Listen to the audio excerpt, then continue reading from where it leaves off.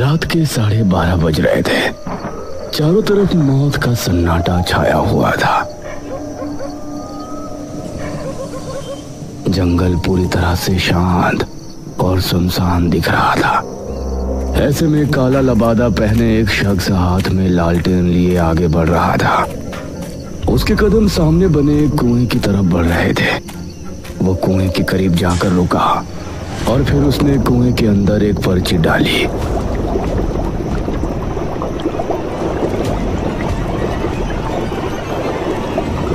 उसने जलता हुआ लालटेन भी कुएं में फेंक दिया और उसके बाद तेज कदमों के साथ वहां से ऐसे भाग निकला जैसे कि अचानक कोई बड़ा खतरा वहां आ पहुंचा हो।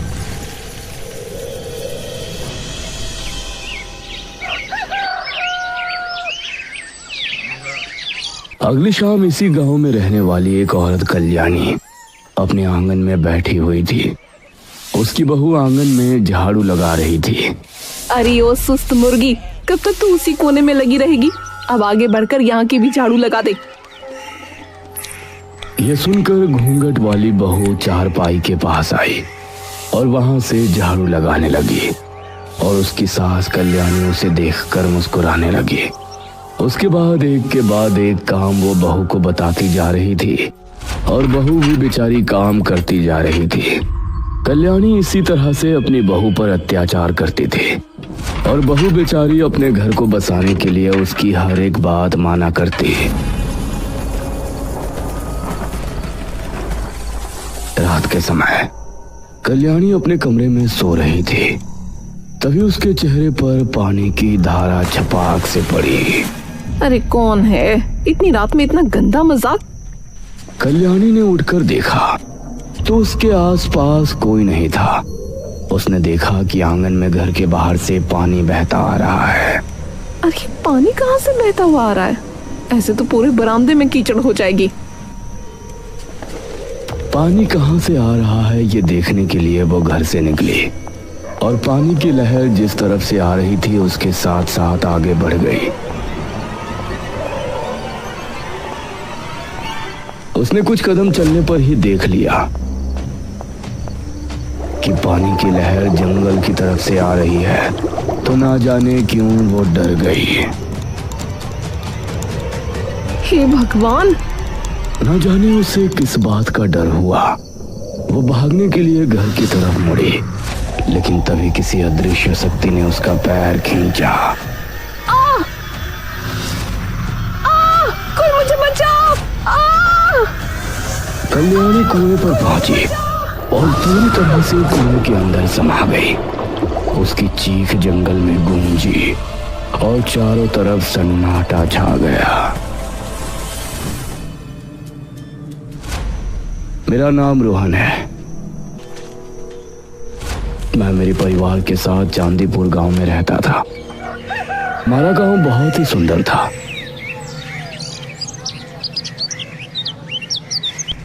और हमें यहाँ रहते हुए किसी तरह की कोई परेशानी नहीं होती थी। मेरे दादा और दादी सरूरपुर गांव में रहते थे और वो हर महीने मुझसे मिलने आया करते थे। दादाजी, दादी जी,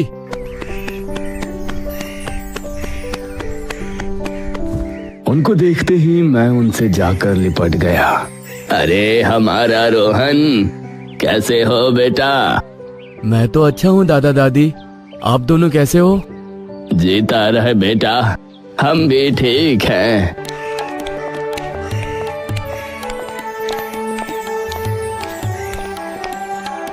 उन्होंने काफी देर तक मुझसे और मम्मी पापा से बात की और मैंने इस बार भी उनसे वही सवाल किया जो मैं हर बार उनसे किया करता था। दादाजी, मैं आपसे हर बार आपके गांव चलने की बात करता हूँ, लेकिन आप मुझे लेकर नहीं जाते हैं। लेकिन आज आपका कोई बहाना नहीं चलेगा। ये सुनकर दादा और दादी दोनों के चेहरे पर गंभीरता के भाव नजर आए और दादा बोले, ठीक है रोहन बेटा, इस बार तो नहीं, लेकिन अगली बार जब हम तुमसे मिलने आएंगे तो तुमको अपने गांव लेकर चलेंगे। दादाजी, अब फिर से? अरे रोहन बेटा, परेशान मत हो। अगर दादाजी आपको लेने नहीं आए तो मैं और तुम्हारे पापा हम तुमको दादाजी के गांव लेकर चलेंगे।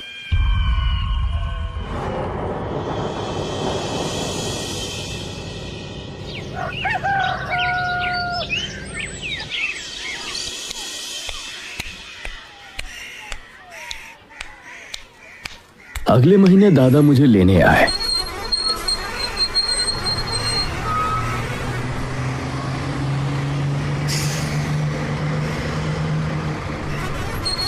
और मैं उनके साथ उनके गांव सरूरपुर आ गया।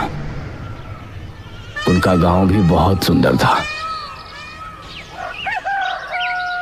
पूरे दिन उन्होंने मुझे घुमाया फिराया।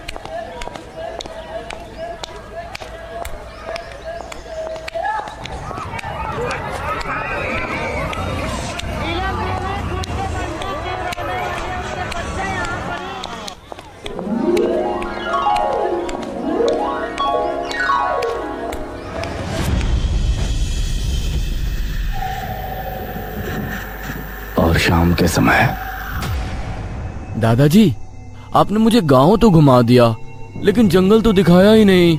मुझे जंगल भी ले चलिए ना। जंगल का नाम सुनकर दादा दादी के चेहरे का रंग उड़ सा गया और दादा बोले, अब बेटा, जंगल का क्या देखना?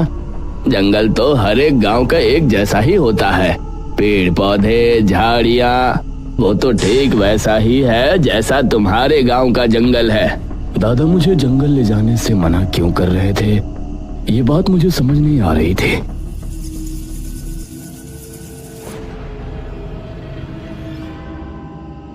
रात होने पर हम सभी आंगन में खाट बिछाए सो रहे थे।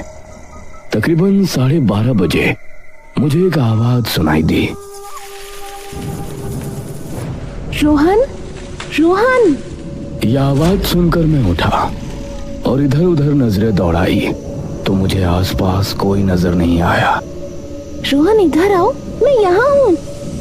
मैं खाट से उठा और दादा को जगाने ही वाला था कि तभी, रोहन, अगर तुमने किसी को भी जगाया तो मैं चली जाऊंगी। तुमको जंगल घूमना था ना, मैं तुमको जंगल घुमाऊंगी। यह सुनकर मेरे चेहरे पर खुशी छलक आई।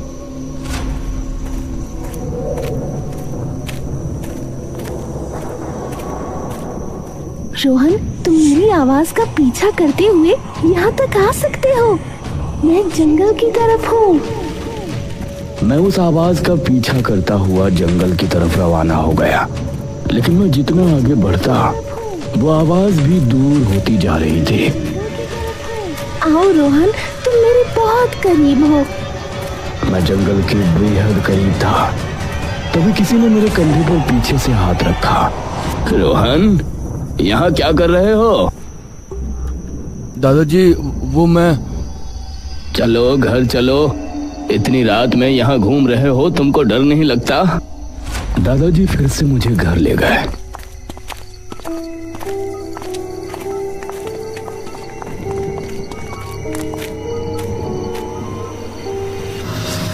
लेकिन मेरे मन में अभी भी वही बात चल रही थी कि जो आवाज मुझे सुनाई दे रही थी, आखिर वो किसकी थी?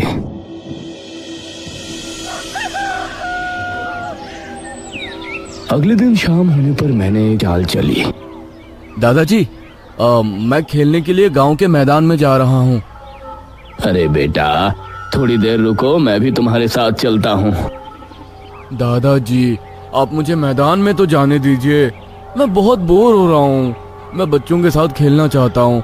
आपको जब आना हो तब आ जाना। मैं मैदान का बहाना करके वहां से निकला।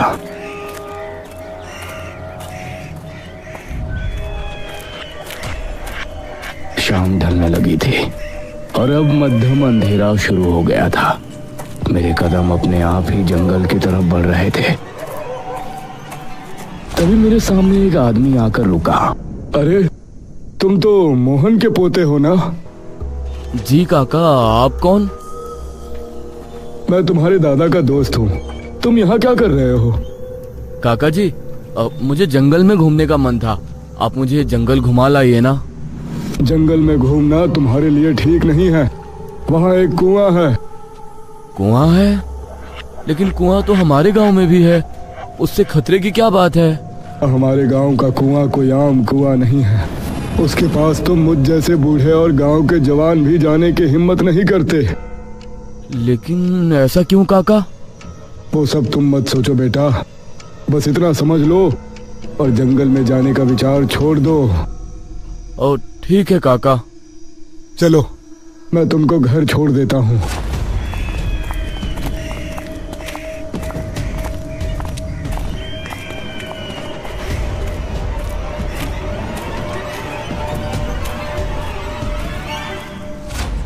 उस रात सबके सोने के बाद मुझे फिर से वो आवाज सुनाई दी। रोहन, रोहन, जल्दी उठो और मेरे साथ चलो। मैं तुमको आज जंगल दिखा लाती हूँ। अरे ये तो वही आवाज है जो कल रात को मुझे सुनाई दी थी। हाँ, मैं वही हूँ। तुमको जंगल घूमना है ना? आओ, मैं तुम्हें जंगल घुमा लाती हूँ। लेकिन आप हो कौन? ना सामने आती हो ना दिखाई देती हो। मेरे इतना कहने के बाद मुझे जंगल की तरफ एक धुआं सा नजर आया।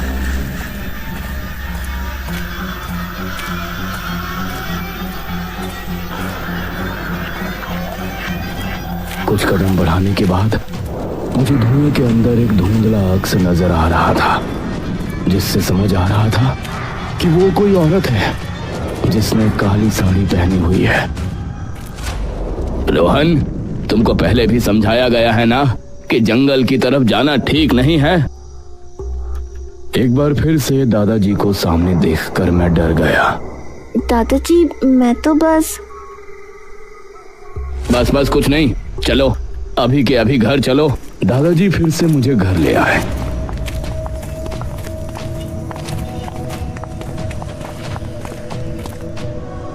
लेकिन मेरे मन में अब जंगल जाने की उत्सुकता और बढ़ गई थी।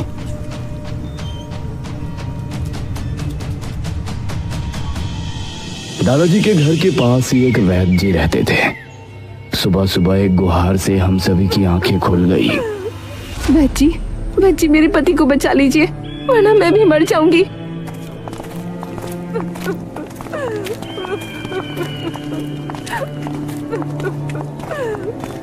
एक औरत अपने पति के साथ वैद्य जी के घर के बाहर बैठी थी। उसका पति जमीन पर पड़ा था और उसकी हालत बहुत खराब थी। अरे क्या हुआ इसको? इनको खून की उल्टियां हो रही हैं वैद्य जी, कल से कई हो चुकी हैं।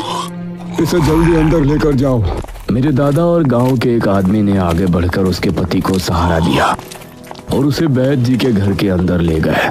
मैं भी उनके पीछे घर के अंदर पहुंच गया। ये इसके साथ कब से हो रहा है? वैद्य जी, कल सुबह से ही इनके साथ ये हो रहा है। जब से अब तक न जाने कितनी उल्टियां कर चुके हैं। घबराओ नहीं, मैं इसकी दवा कर देता हूँ। वैद्य ने काफी समय लगाकर उसके लिए दवा बनाई। ये लो रमेश, इसे खा लो।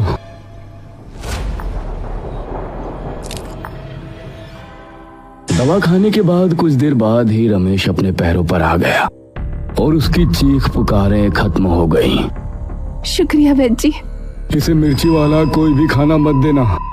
इसको सिर्फ और सिर्फ खिचड़ी खिलानी है और ये पुड़िया दिन में 4 बार इसको जरूर देना। जी वैद्य जी। चंद्रावती अपने पति रमेश को लेकर अपने घर चली गई।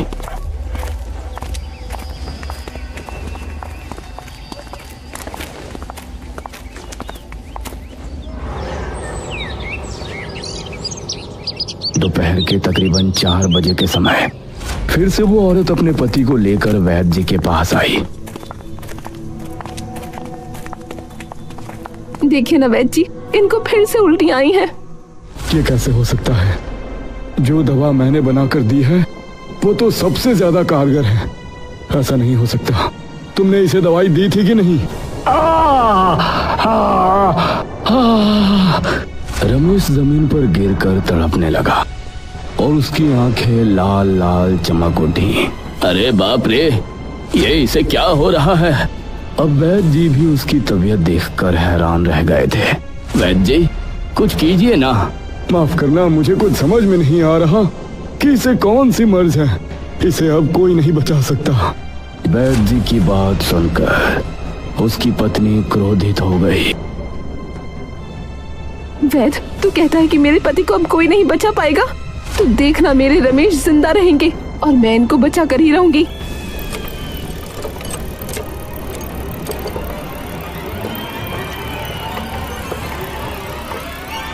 उस रात मैंने पक्का इरादा किया कि आज जंगल जाऊंगा और उस कुएं पर भी होकर आऊंगा। मैं मौका देखकर रात को 12 बजे के समय आखिरकार घर से निकल ही गया। लेकिन बड़े ताज्जुब की बात थी कि आज मुझे कोई आवाज सुनाई नहीं दे रही थी। मैं धीमे कदमों के साथ जंगल की तरफ बढ़ रहा था।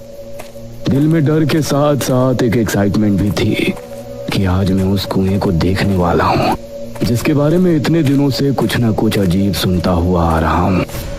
मैं जंगल पहुंचने ही वाला था, तभी मैंने एक दृश्य देखा। काला लबादा पहने हुए, हाथ में लालटेन लिए कोई औरत जंगल की तरफ जा रही है। अरे, ये तो वही आवाज है जो कल रात को मुझे सुनाई दी थी। लेकिन आप हो कौन? ना सामने आती हो ना दिखाई देती हो। आप सामने तो आइए। दादाजी, मैं तो बस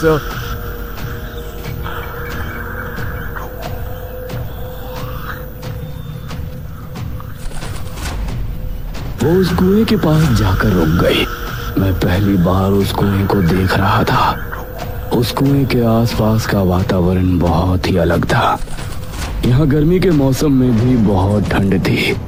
सही में हमारे गांव के कुएं के पास जिस तरह की शांति और सुकून महसूस होता था, इस कुएं के पास अजीब सा सन्नाटा महसूस हो रहा था।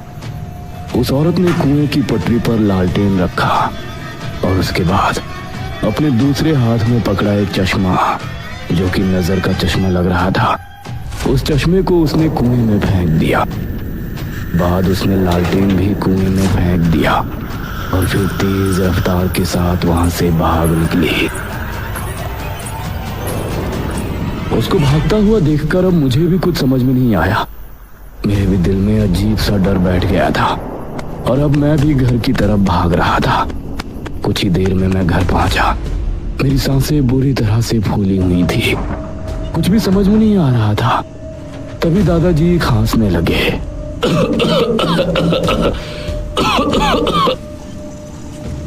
उनके उठने से पहले ही मैं खाट पर लेट गया और फिर अपनी आंखें बंद कर लीं। अगली सुबह हमारे उठने के फौरन बाद ही गांव के मुखिया दादाजी के पास आए। मुखिया जी, आप? हाँ महेश बाबू, सुना है कि रमेश ने कल से खाना पीना बोलना सब छोड़ दिया था। हो सकता है आज वो अंतिम सांस ग्रहण करे, इसलिए पहले ही उसके घर अफसोस करने जा रहे हैं। आप भी साथ चलिए। हाँ हाँ मुखिया जी, मैं भी आ रहा हूँ। अब दादाजी और गांव के कुछ लोग मुखिया जी के साथ चल दिए और मैं भी उनके पीछे हो लिया।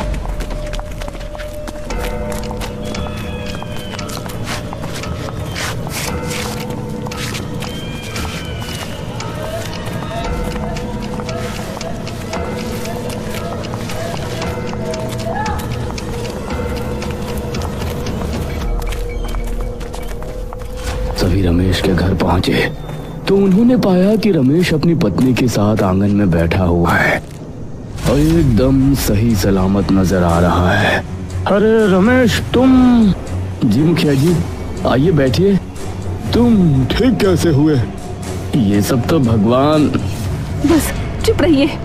चंद्रावती ने उसकी बात बीच में ही काटते हुए कहा। मैंने कहा था ना कि मेरे रमेश को कुछ नहीं होगा। नतीजा आप देख सकते हैं।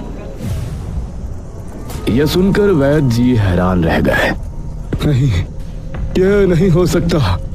लगातार इतनी खून की उल्टियां करने के बाद कोई भी इंसान कभी नहीं बच सकता। यह असंभव है। तो क्या कहना चाहते हैं आप? यहाँ मेरे पति की आत्मा बैठी है। सरपंच जी, गांव के एक आदमी ने उंगली से रमेश के घर की चौखट की तरफ इशारा किया तो सबने देखा कि उसकी चौखट पर एक मटकी लटकी हुई है। ये क्या? उस मटकी को देखकर मुखिया और मेरे दादाजी समेत सभी गांव के लोग हैरान रह गए। ये तुमने बिल्कुल भी ठीक नहीं किया चंद्रावती, बिल्कुल भी ठीक नहीं किया। मेरे पति के बचने पर मुझे धन्यवाद देने की जगह आप लोग ये कह रहे हैं कि मैंने ठीक नहीं किया। चंद्रावती की बात से मैं भी सहमत था। भला उस औरत के पति के जिंदा बचने की खबर से सभी गांव वाले हैरान क्यों थे? मुखिया ने सबसे ना जाने क्या कहा। उस दिन से शाम होते ही गांव पूरी तरह से खाली हो जाता। सभी ने शाम में घर से निकलना भी बंद कर दिया और गांव के कुछ लोग हाथ में हल्दी की गांठें लिए हुए गांव की गलियों में घूमते और कोई बाहर दिख जाता तो उसे उसके घर छोड़कर आते।